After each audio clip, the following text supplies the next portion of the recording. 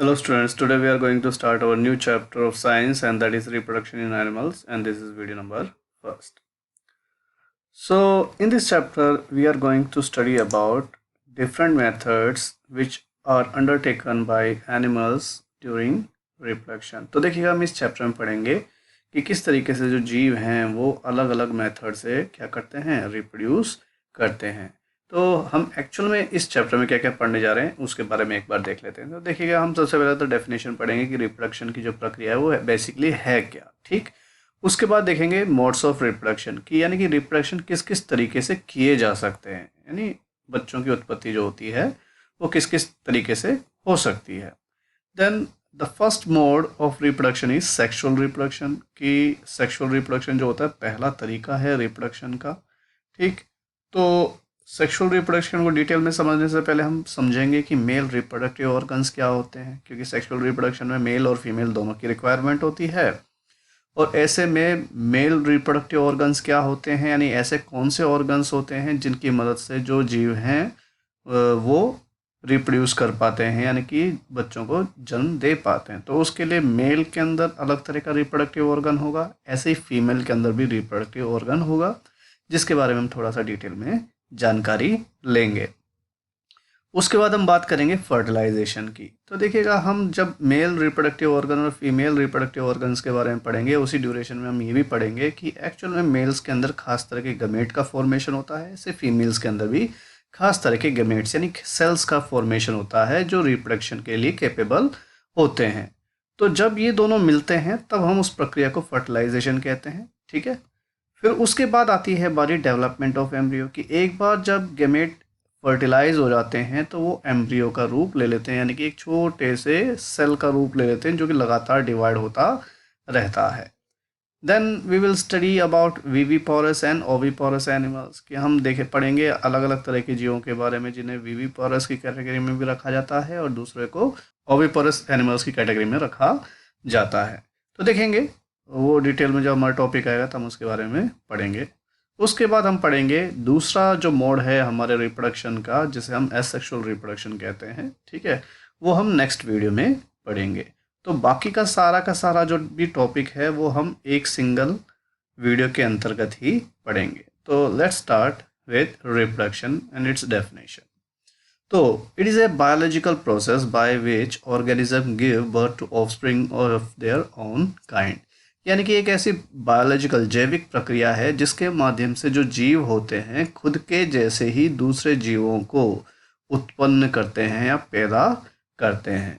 Humans give birth to human child, cow give birth to calf, cat give birth to kitten. तो देखो अगर हम देखें, गौर करें हमारे नेचर के ऊपर, तो हम देखते हैं कि इंसान के बच्चों को ही पैदा करता है, गाय बछड़े को पैदा करती है और बिल्ली जो है उसके बिल्ली के बच्चों को ही पैदा करती है। आप ऐसे नहीं देखोगे कि कोई कुत्ता जो है गधे के बच्चे को पैदा कर देगा या फिर कोई जो ऊंट है वो हाथी के बच्चे को पैदा कर देगा। ऐसा कभी भी आपको प्रकृति में देखने को नहीं मिलेगा, यानी कि जो जैसा जीव है वो वैसे ही तरह के बच्चों को उत्पन्न करेगा। तब करेगा किस तरीके से, तो देखिएगा उसके लिए उसके पास अलग अलग तरह के मोड होते हैं रिप्रोडक्शन के। तो मोड ऑफ रिप्रोडक्शन के बारे में क्या कह रहा है, reproduction can be of two types, कि देखिएगा मोटे मोटे तौर पे अगर हम डिवाइड करें तो रिप्रोडक्शन दो तरीके से हो सकता है। पहला है सेक्सुअल रिप्रोडक्शन, ठीक, और दूसरा है असेक्सुअल रिप्रोडक्शन। तो सेक्सुअल रिप्रोडक्शन के बारे में हम इसी वीडियो के अंदर पढ़ेंगे, जबकि असेक्सुअल रिप्रोडक्शन के बारे में नेक्स्ट वीडियो में पढ़ेंगे। तो बात करें सेक्सुअल रिप्रोडक्शन की, तो this type of reproduction requires both male and female organism. तो देखिएगा ये जो रिप्रोडक्शन होता है, यानी कि ये जो जन्म देने की प्रक्रिया होती है, इसमें नर और मादा दोनों ही जीवों की आवश्यकता पड़ती है। ऐसा नहीं हो कि एक जीव चाहे और वो बच्चों को उत्पन्न कर सके, ऐसा कभी भी नहीं होगा। इस प्रक्रिया के लिए मादा और नर दोनों की ही रिक्वायरमेंट होती है। Reproduction in which fusion of male gamete and female gamete takes place is called sexual reproduction। तो देखिएगा इस रिप्रोडक्शन के लिए क्या होता है, फ्यूज होना ज़रूरी होता है किसका, मेल गमेट्स का और फीमेल गमेट्स का आपस में, ठीक है, वो भी सेक्सुअल रिप्रोडक्शन के माध्यम से, ठीक।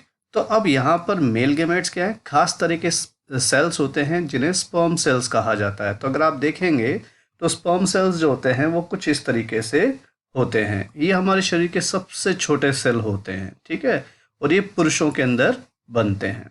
तो आगे क्या कह रहा है, ऐसे ही जो फीमेल होता है, फीमेल के अंदर जो ओवम यानी कि एग सेल्स का निर्माण होता है, यानी कि ये एग सेल्स ही होते हैं जो जिम्मेदार होते हैं किसी भी बच्चे को पैदा करने के लिए। तो ये मादाओं में होता है, जबकि पुरुषों में स्पर्म सेल्स होते हैं, मादाओं में एग सेल्स या ओवम होते हैं। In sexual reproduction, both male and female participate in the process of reproduction. This type of reproduction is found in human, cow, horse, lion, etc. तो देखिएगा, सेक्सुअल रिप्रोडक्शन में नर और मादा जो है दोनों ही एक प्रक्रिया से होकर के गुजरते हैं, जिसके माध्यम से रिप्रोडक्शन होता है। और यह इस तरह की जो रिप्रोडक्शन होता है इंसानों में, गायों में, घोड़े, शेर, बिल्ली, कुत्ता, इस तरह के जितने भी मैमल्स होते हैं उनमें इसी तरह का रिप्रोडक्शन आपको देखने को मिलेगा। अब बात करते हैं मेल रिप्रोडक्टिव ऑर्गन के बारे में डिटेल में। तो देखिएगा, there are one pair of testis, two vas deferens and a penis in a male reproductive system. Testis produces male gamete called sperm and testis produce millions of sperms. तो देखिएगा, इस तरह का जो आपका मेल रिप्रोडक्टिव सिस्टम होता है उसमें दो जोड़े टेस्टिस के होते हैं। इसके अलावा दो वास्ट डिफरेंसेस होते हैं। वास्ट डिफरेंसेस, दो पत्ती नलियां होती हैं। इसके अलावा पेनिस यानी कि जो लिंग होता है, ये तीन चीज़ें मेल रिप्रोडक्टिव सिस्टम के अंतर्गत आती हैं। तो हम बात करें टेस्टिस की, तो देखिएगा पुरुषों में दो इस तरीके से टेस्टिस के जोड़े होते हैं, और इनसे ही जो नली निकल कर करके ऊपर की ओर जा रही है, इसे ही हम वास्ट डिफरेंस कहते हैं। तो ये जो टेस्टिस है स्पर्म सेल्स को बनाता है, और स्पर्म सेल्स वास्ट डिफरेंस से उसके शरीर के अंदर जा कर के एक थैलीनुमा स्ट्रक्चर होता है, उसके अंदर इकट्ठा होता रहता है। और एक बार में ही जो टेस्टिस है लाखों की तादाद में जो है स्पर्म सेल्स का निर्माण करता है। The sperms are very small in size and they can be seen with the help of microscope. हम स्पर्म्स की बात करें तो स्पर्म्स जो होते हैं बेहद छोटे होते हैं और इन्हें केवल और केवल माइक्रोस्कोप की मदद से ही देखा जा सकता है।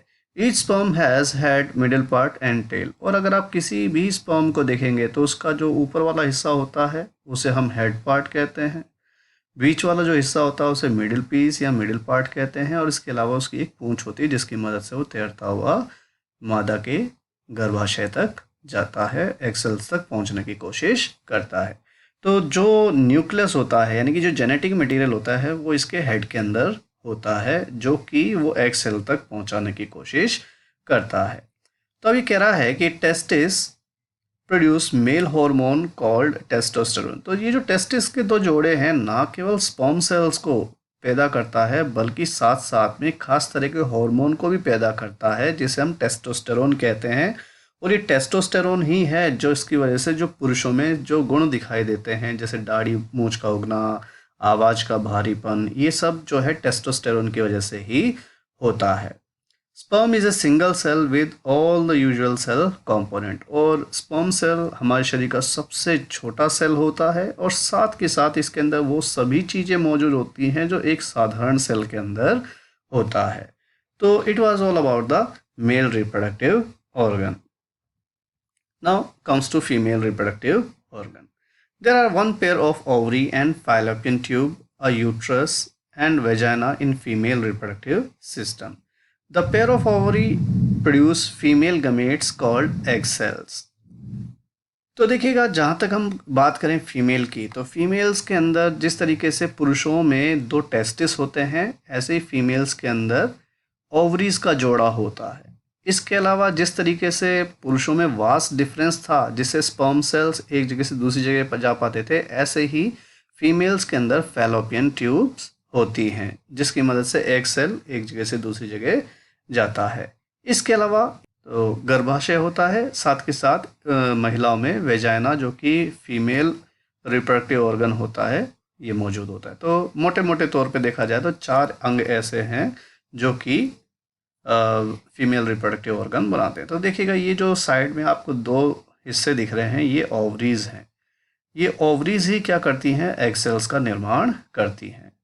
ठीक, और ये जो पतली सी नली जा रही है यहाँ दोनों तरफ से ही, ये पतली सी नली बेसिकली फाइलोपियन ट्यूब या ओविडक्ट कहलाती है, जहाँ से एग सेल्स जो है इधर से यूं ट्रांसफ़र होकर के आते हैं, एक जगह से दूसरी जगह होकर के आते हैं।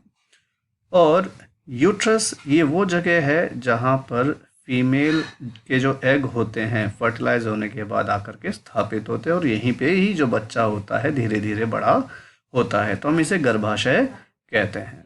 और इसका जो अगला मुंह होता है वो वेजाइना होता है। They also produce female hormone oestrogen and progesterone. तो देखिएगा, जिस तरीके से पुरुषों में जो टेस्टिस है वो टेस्टोस्टेरोन नाम का हार्मोन बनाता है, ऐसे फीमेल के अंदर भी जो ओवरीज होती हैं वो खास तरह के दो तरह के हार्मोन्स को बनाते हैं, जिसे एस्ट्रोजन और प्रोजेस्टेरोन कहा जाता है। और इन्हीं हार्मोन्स की वजह से महिलाओं वाले जो सारे गुण हैं वो दिखाई देते हैं, जैसे बालों का लंबा होना, ठीक है, आवाज़ का पतला होना, या जो शारीरिक जो बदलाव देखने को मिलते हैं, महिलाओं और पुरुषों में अंतर जो देखने को मिलता है वो उनके अंदर देखने को मिलता है। Ovum is release from ovary which travel through fallopian tube and reaches to uterus. तो जैसे कि मैंने बताया कि ओवरीज क्या करती हैं, एग सेल्स को प्रोड्यूस करती है। तो यहाँ भी एग सेल प्रोड्यूस हो सकता है, यहाँ पे भी प्रोड्यूस हो सकता है, लेकिन किसी एक जगह से एक बार में होगा, और ये फैलोपियन ट्यूब से होता हुआ वापस यूट्रस तक पहुँचता है। The largest cell in human body is ovum. Like sperm, ovum is also a single cell. तो देखिएगा, इंसानों में जो सबसे छोटा सेल होता है वो स्पर्म सेल होता है, वहीं पे इंसान के शरीर में पाए जाने वाला जो सबसे बड़ा सेल होता है वो ओवम यानी कि एग सेल्स होते हैं। ठीक, तो इस ओवम का स्पर्म सेल के साथ मिलना ज़रूरी होता है, तब जाके ही रिप्रोडक्शन की प्रक्रिया हो सकती है। अब बात करते हैं फर्टिलाइजेशन की। तो देखिएगा, किसी भी जीव को रिप्रोडक्शन करना है तो सबसे पहले इस बात का ध्यान रखिएगा कि गैमेट फॉर्मेशन हो, यानी कि एग सेल्स का निर्माण हो, और साथ के साथ स्पर्म सेल का भी निर्माण हो। उसके बाद जाकर के वो रिप्रोडक्शन की प्रक्रिया से होकर के गुजर सकता है, जिसमें जो सबसे पहला प्रक्रिया है जिसे हम कहते हैं फर्टिलाइजेशन, उसका होना ज़रूरी है। तो देखिएगा, the first step in the process of reproduction is the fusion of sperm and ovum. तो देखिए, ये स्पर्म सेल्स थे, अगर आप देखें छोटे छोटे से स्पर्म सेल्स हैं, और ये जो है ये आपका एग सेल है। ये एग सेल के साथ जाकर के स्पर्म सेल्स मिलते हैं और आपस में फ्यूज हो जाते हैं। When sperm come in contact with an egg, it fuses with egg, this process is called fertilisation. तो जब एग सेल से स्पर्म सेल्स मिलते हैं और स्पर्म्स जो हैं इसके साथ फ्यूज हो जाते हैं, मिक्स हो जाते हैं, तब जाके उस प्रक्रिया को हम फर्टिलाइजेशन कहते हैं। बिना फर्टिलाइजेशन के कभी भी बच्चा पैदा नहीं हो सकता। ये जो एग है जब तक फर्टिलाइज नहीं होगा उससे बच्चा पैदा नहीं होगा। During this process, nucleus of sperm and egg fuse to form a single nucleus and this result in formation of fertilized egg which is known as zygote। तो देखिएगा, इस प्रक्रिया में क्या होता है कि जो मैंने बताया था कि स्पर्म का जो हेड होता है उसके अंदर उसका न्यूक्लियस यानी कि जेनेटिक मटेरियल होता है, ऐसे एग के अंदर भी उसका जेनेटिक मटेरियल होता है। ये दोनों जेनेटिक मटेरियल जो स्पर्म से निकला न्यूक्लियस है और एग जो है एग के अंदर का जो न्यूक्लियस है, ये दोनों आपस में मिक्स होकर के एक सिंगल न्यूक्लियस बनाते हैं, एक सिंगल सेल बनाते हैं, जिसे हम जायगोट कहते हैं। तो आप देख सकते हैं कि ये जो माँ के घर में जो एग सेल था उसके अंदर मेल और फीमेल दोनों का ही जो सेल हैं वो आपस में मिक्स हो गए हैं। अब उसके तुरंत बाद ये डिवाइड होना शुरू हो जाता है, इसे हम एम्ब्रियो कहते हैं। जब जायगोट जो है छोटे छोटे सेल्स में टूटना या डिवाइड होना शुरू होता है तो हम उसे जायगोट कहते हैं, और उसके बाद ये माँ के गर्भ में जो होता है सेटल हो जाता है और एक छोटे से बच्चे का रूप लेना शुरू कर देता है। The process of fertilisation takes place inside the body of mother, so it is called internal fertilisation. अब चूंकि सेक्सुअल रिप्रोडक्शन के अंतर्गत ये जो फर्टिलाइजेशन की प्रक्रिया है माँ के शरीर के अंदर होती है, और इसी वजह से इसे इंटरनल फर्टिलाइजेशन कहा जाता है। तो देखिए, ये सेल डिवीजन की प्रक्रिया है। जायगोट जब एक बार, ये देखो, जायगोट में 4 सेल्स का निर्माण हुआ, फिर 5 का हुआ, 6 का हुआ, इस तरीके से सेल डिवाइड होता जाता है, यानी कि ये क्या बन जाता है, आपका एम्ब्रियो बनने की प्रक्रिया शुरू हो जाती है। तो आपको मोटी मोटी एक बात समझ में आई होगी कि सबसे पहले मेल और फीमेल गमेट्स का आपस में मिक्स होना, मिलना ज़रूरी है। जब एक बार ये मिल जाता है तो जो जो सिंगल सेल बनता है उसे हम जायगोट कहते हैं। जायगोट फर्दर क्या करता है, डिवाइड होना शुरू होता है, और इस जायगोट के डिवाइड होने पर जो एक गोला बनता है सेल्स का, उसे हम एम्ब्रियो कहते हैं। Normally, internal fertilization takes place in mammal like human, cow, dog, hen, etc. तो आमतौर पे तो क्या होता है, देखिएगा, ये जो इंटरनल फर्टिलाइजेशन की प्रक्रिया है वो शरीर के अंदर ही होती है, और वो हर तरह का जितने भी आपके मैमल्स हैं उनके अंदर अगर आप देखें तो ह्यूमंस हो, चाहे काऊ हो, डॉग हो, ठीक है, मुर्गियाँ हों, इन सभी के अंदर इंटरनल फर्टिलाइजेशन की प्रक्रिया होती है। यानी मेल और फीमेल जो हैं दोनों सेक्सुअल इंटरकोर्स से होकर के गुजरेंगे, जिसके परिणाम स्वरूप स्पर्म सेल्स और एग सेल्स आपस में मिलेंगे और वो फर्टिलाइज होगा, और वो जायगोट में कन्वर्ट होगा, और जायगोट फिर एम्ब्रियो में कन्वर्ट होता है, और ये एम्ब्रियो ही जो है माँ के गर्भाशय में जो है जाके चिपकता है और बाद में बच्चे का रूप लेता है। तो देखिए, जब एक बार जायगोट जो है वो एम्ब्रियो में कन्वर्ट हो जाता है तो एम्ब्रियो जो है वो लगातार डिवाइड होकर के शरीर के अलग अलग जो सेल्स है उनका निर्माण करता है, और इन्हीं सेल से शरीर के अलग अलग भाग, चाहे हाथ, पाँव, सिर, दिल, आँखें, नाक, मुंह और बॉडी के अलग अलग पार्ट्स जो हैं वो डेवलप होने शुरू होते हैं। तो ऐसा एम्ब्रियो जिसके सारे जो बॉडी पार्ट्स हैं इजीली आइडेंटिफाई हो सकते हैं, उन्हें फिर हम उस एम्ब्रियो को फिर एम्ब्रियो ना कह करके हम फीटस कहते हैं, यानी कि जो छोटा बच्चा होता है वो कहते हैं। ठीक है, अभी कह रहा है कि टेस्ट ट्यूब बेबीज। तो टेस्ट ट्यूब बेबीज की बात की जाए तो some woman are unable to bear babies because due to some reason sperms cannot reach and fuse with their eggs. तो कई बार क्या होता है, कुछ महिलाएं जो होती हैं वो गर्भवती नहीं हो पाती हैं, और उसके पीछे कारण क्या होता है कि स्पर्म सेल्स जो होते हैं उनके एग सेल्स तक नहीं पहुंच पाते हैं, परिणाम से तय उनका जो एग सेल होता है वो फ्यूज़ नहीं हो पाता स्पर्म के साथ, और जब स्पर्म के साथ फ्यूज़ नहीं हो पाएगा तो महिला कभी गर्भवती होगी नहीं, यानी वो जो अंडा है वो बेकार चला जाएगा, उससे बच्चे पैदा नहीं होगी।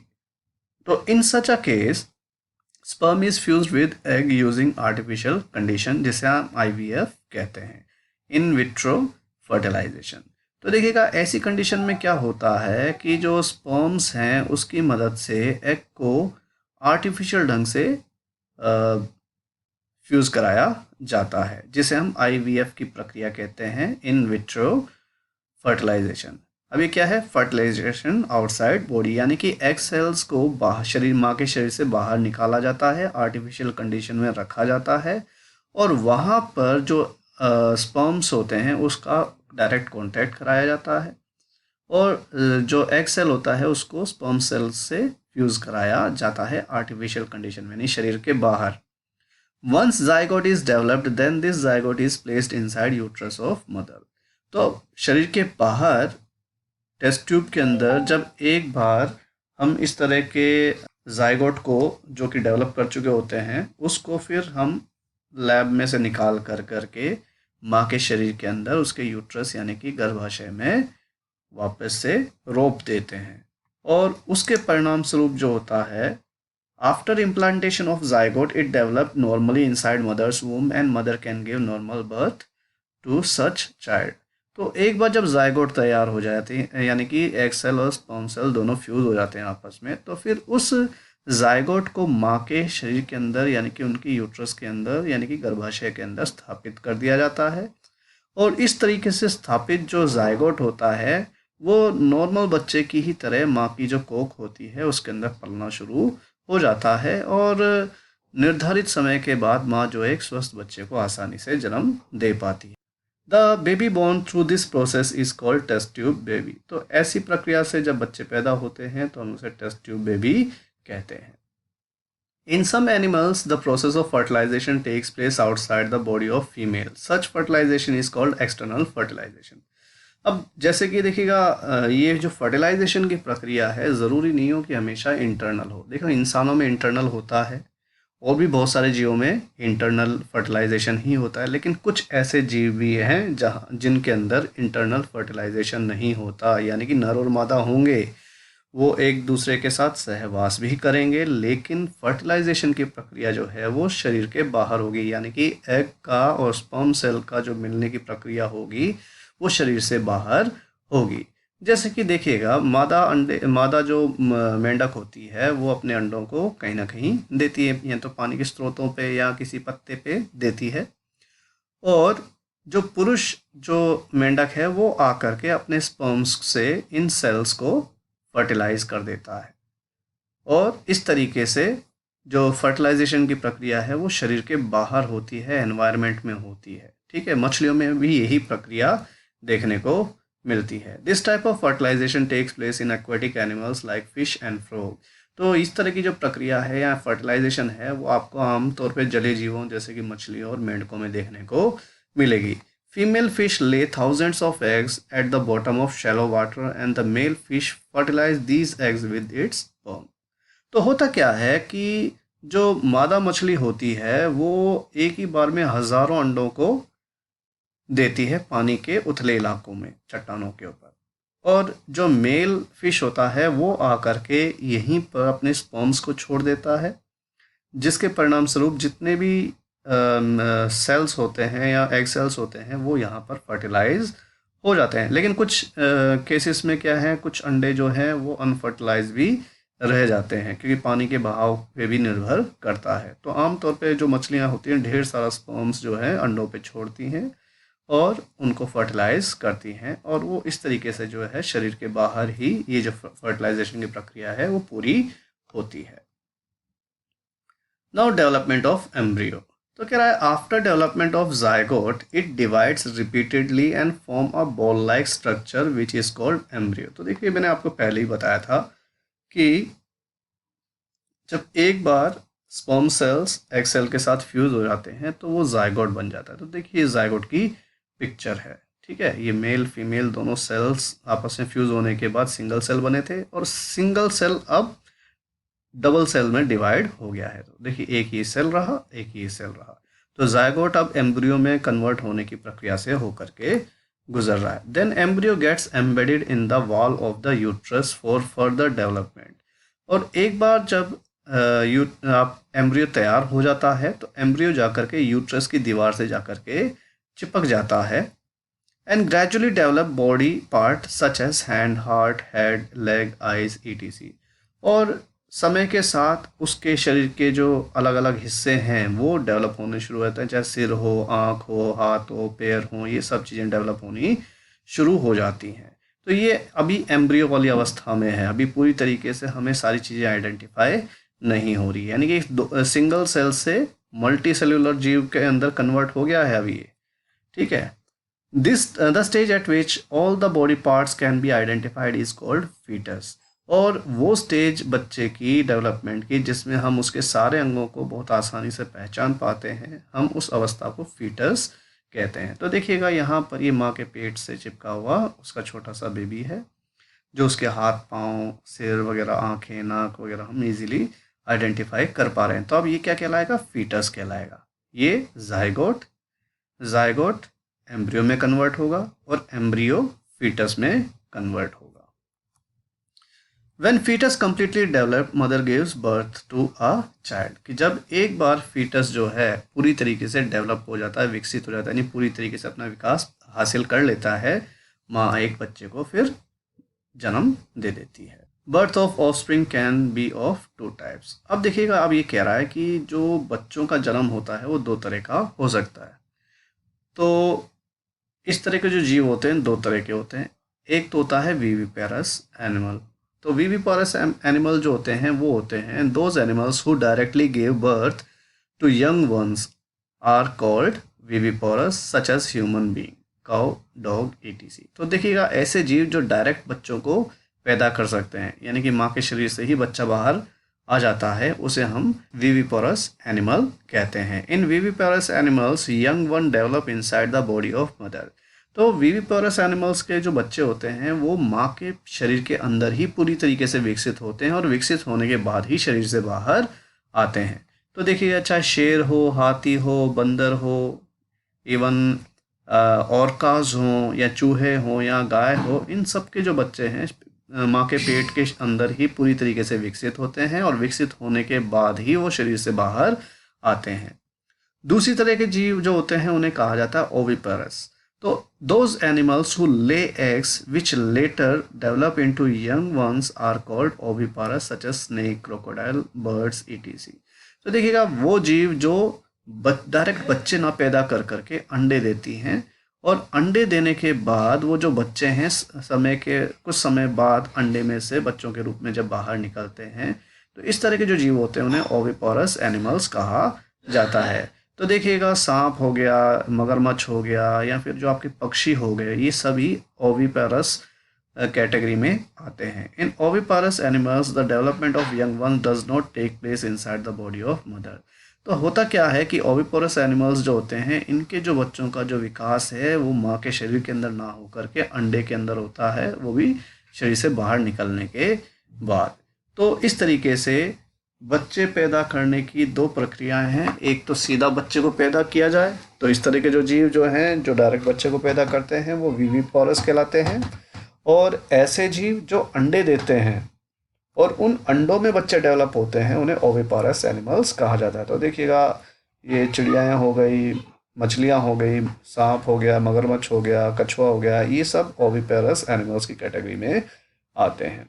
Young ones to adult, the new individual which are born or hatched from egg continue to grow till become adult। तो देखिएगा, आमतौर पे क्या होता है कि जो जीव जो है वो अंडे में से निकला है, ठीक है, तो एक बार अंडे में से निकलने के बाद वो लगातार विकसित होता रहता है जब तक कि पूरी तरीके से वयस्क ना हो जाए। जैसे हमारे छोटे बच्चे भी क्या होते हैं, लगातार दूध पीते रहते हैं, हम खाना वाना खिलाते रहते हैं और वो बड़े होते रहते हैं और बाद में वयस्क पुरुष या महिला का रूप ले लेते हैं। ऐसे अंडे में से निकले जीवों के साथ भी यही होता है। वो बहुत छोटी और नाजुक अवस्था में अंडे में से बाहर निकलते हैं, लेकिन समय के साथ साथ वो विकसित हो जाते हैं और पूर्ण जो रूप से वयस्क हो जाते हैं। In some animals their young ones look very different from their adult. लेकिन वहीं पे अगर आप कुछ जीवों के बच्चों को देख लें तो आप पहचान ही नहीं पाओगे कि एक्चुअल में ये उन्हीं के बच्चे हैं। फॉर एग्जाम्पल हम बात करें मेंढकों की, तो मेंढक जो हैं अंडे देते हैं, अंडों में से लार्वा यानी एक तरीके से टेडपोल निकलता है, ठीक, और टेडपोल को देख करके आप कह नहीं सकते कि वो मेंढक है, वो मछली जैसा दिखाई देता है। लेकिन वही टेडपोल क्रमिक विकास के दौरान यानी समय के साथ विकसित होता जाता है और एक वयस्क मेंढक में जो है वो कन्वर्ट हो जाता है। तो देखिए, the transformation of larva into an adult through drastic change is called Metamorphosis. तो देखिएगा, वो प्रक्रिया जिसमें कोई अंडे में से निकला जो लार्वा है, वो लार्वा जबरदस्त ढंग से बदलाव कर करके एक नए जीव में तब्दील हो जाता है। तो इस प्रक्रिया को हम या इस चेंज को हम क्या कहते हैं, मेटामॉर्फोसिस कहते हैं, ठीक है। तो मेंढक हो गए या जो कीड़े मकोड़े निकलते हैं अंडों में से पहले, यानी कि जैसे कि एग्जांपल बताता हूँ, पहले आप इसको देख लीजिएगा। तो जैसे कि ये मेंढक है, मेंढक ने अंडे दिए और जो मेल फ्रॉग है उसने इन अंडों को क्या कर दिया, फर्टिलाइज कर दिया।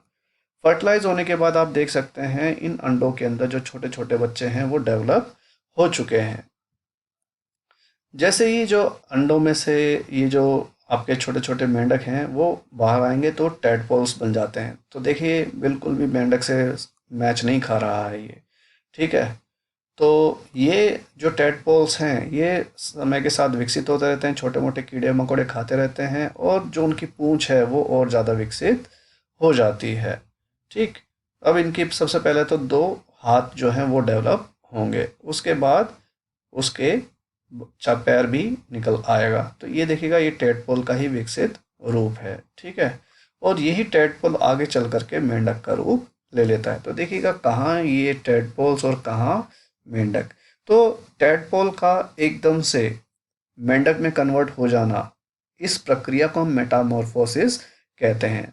तो ये प्रक्रिया आपको कीड़ों में भी देखने को मिलेगी। जैसे कि हम बटरफ्लाइज की बात करें या फिर आपके सिल्क वर्म जो है उसकी बात करें, तो ये अंडों में से निकलते हैं, अंडों में से निकलने के बाद लार्वा में कन्वर्ट होते हैं, लार्वा फिर कैटरपिलर में कन्वर्ट होता है, कैटरपिलर जो है कोकून में कन्वर्ट करता है अपने आप को, और उस कोकून को फाड़ करके जब जो जीव बाहर निकलता है वो आपका अडल्ट बटरफ्लाई या फिर अडल्ट सिल्क का जो मोथ होता है वो होता है। ठीक, तो इन जीवों के अंदर भी आप देखेंगे कि एग से लार्वा का बनना और लार्वा से एक तितली का या फिर सिल्क वर्म का कंप्लीट निर्माण होना, ये क्या कहलाता है? मेटामॉर्फोसिस कहलाता है। आई होप आपको ये सारी चीज़ें समझ में आई होंगी जो भी मैंने आपको एक्सप्लेन किया। अगर आपको मेरा पढ़ाया हुआ समझ में आता है तो प्लीज़ लाइक करें, चैनल को सब्सक्राइब करें, और यदि कोई भी आपको क्वेश्चन पूछना है तो आप मुझसे यूट्यूब पर क्वेश्चन कभी भी पूछ सकते हैं। मैं हमेशा की तरह आपको पक्का रिप्लाई करूँगा। Till next video, bye, thank you.